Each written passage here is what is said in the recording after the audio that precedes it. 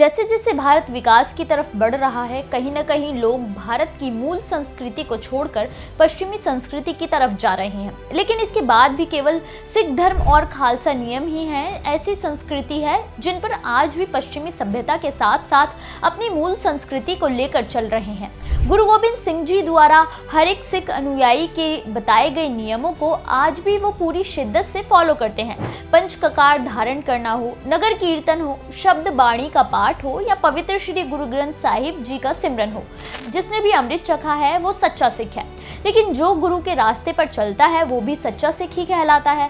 मगर विडंबना ये है कि मौजूदा समय में पंजाब, जो कि सिखों की नगरी कहलाता है, अपनी मूल पहचान से दूर जा रहा है, जिसे बचाने की जिम्मेदारी ली है सत्थ ने। सत्थ जो सिख गुरुओं के बताए 2 नियमों के अनुसार काम करते हैं, जो पंजाब की साहित्यिक पहचान को बचाए रखने, पंजाबी भाषा और पंजाबियत को बचाए रखने के लिए वैश्विक तौर पर काम कर रही है। अपने इस वीडियो में हम सत्थ के बारे में जानेंगे। नमस्कार, मेरा नाम है मोहिनी और आप देख रहे हैं नेटड्रिक पंजाब। पंजाब के दोआबा क्षेत्र में मौजूद है एक गाँव लामड़ा। जालंधर नकोदर रोड पर बसे एक छोटे से गांव लामड़ा में एक छोटे से अस्पताल से सत्थ नाम की संस्था को शुरू किया गया था।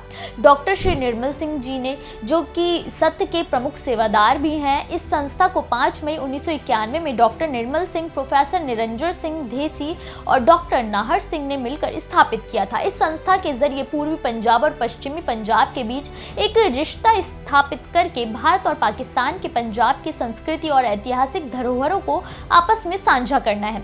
ऐसा करने से भाषाई और पंजाब की संस्कृति धरोहरों को सुरक्षित रखने की बड़ी पहल की गई। सत्थ सिख 2 गुरुओं की विचारधारा पर कार्य करती है। पहले गुरु नानक देव जी, जिनके कीरत करो, नाम जपो और वर्ण छको के आधार पर काम करता है। इसके बाद अगर आपके पास समय हो तो उस समय को सामाजिक कामों में, संगत सेवा में लगाओ। दूसरा मंत्र है सिखों के तीसरे गुरु श्री अमरदास जी का। उन्होंने कहा कि मन तू ज्योति स्वरूप है, अपना मूल पछाड़। जब तक व्यक्ति अपनी मूल मन की पहचान नहीं कर लेता, तब तक व्यक्ति का जीवन सार्थक कैसे हो सकता है। इसलिए सबसे पहले अपने अंदर झांको, अपनी अच्छाई बुराई को पहचानो, तभी आप गुरु को पा सकते हैं। डॉक्टर निर्मल कहते हैं कि सत्थ दरअसल पंजाब के लोक जीवन, विरासत, माँ बोली, पर्यावरण को बचाने के लिए जो भी काम कर रहा है, उसके कारण आज उसकी 40 ब्रांच बन गई हैं। सत्थ का अपना पंचनद नामक प्रकाशन है, जिसमें 140 किताबें छापी जा चुकी हैं। इन किताबों में सत्थ के कार्यकर्ता इस संस्था के साथ काम करते वक्त जो भी महसूस करते हैं, सेवादार बनने के बाद जो भी अनुभव उन्हें होता है, वो कविता कहानी के जरिए बताते हैं। इसके अलावा भी दुखांत किस्से, रस्मों रिवाज, देशज बाल साहित्य, लोक जीवन किस्सा, शहीदे आजम भगत सिंह, कूका लहर जैसी लोकप्रिय किताबें छापी गई हैं।